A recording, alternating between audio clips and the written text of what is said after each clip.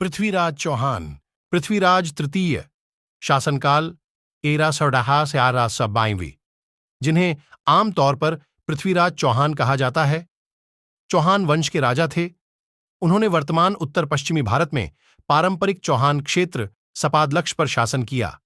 उन्होंने वर्तमान राजस्थान, हरियाणा, दिल्ली, पंजाब, मध्य प्रदेश और उत्तर प्रदेश के कुछ हिस्से पर भी नियंत्रण किया। उनकी राजधानी अजय मेरू, आधुनिक अजमेर में स्थित थी। हालांकि मध्ययुगीन लोक किंवदंतियों ने उन्हें भारत के राजनीतिक केंद्र दिल्ली के राजा के रूप में वर्णित किया है, जो उन्हें पूर्व इस्लामी भारतीय शक्ति के प्रतिनिधि के रूप में चित्रित करते हैं। शुरुआत में पृथ्वीराज ने कई पड़ोसी हिंदू राज्यों के खिलाफ सैन्य सफलता हासिल की। विशेष रूप से वह चंदेल राजा परमर्दिदेव के खिलाफ सफल रहे थे। उन्होंने गौरी राजवंश के शासक मोहम्मद गौरी के प्रारंभिक आक्रमण को भी रोका।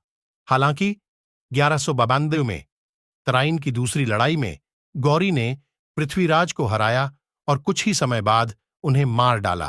पृथ्वीराज का जन्म चौहान राजा सोमेश्वर और रानी कर्पूरा देवी के घर हुआ था। पृथ्वीराज और उनके छोटे भाई हरिराज दोनों का जन्म गुजरात में हुआ था, जहां उनके पिता सोमेश्वर को उनके रिश्तेदारों ने चालुक्य दरबार में पाला था। पृथ्वीराज गुजरात से अजमेर चले गए।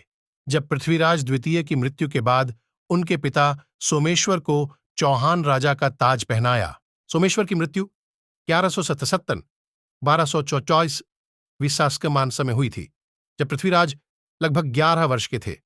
पृथ्वीराज, जो उस समय नाबालिग थे, ने अपनी मां के साथ राजगद्दी पर विराजमान हुए। इतिहासकार दशरथ शर्मा के अनुसार पृथ्वीराज ने 1180-1287 में प्रशासन का वास्तविक नियंत्रण ग्रहण किया।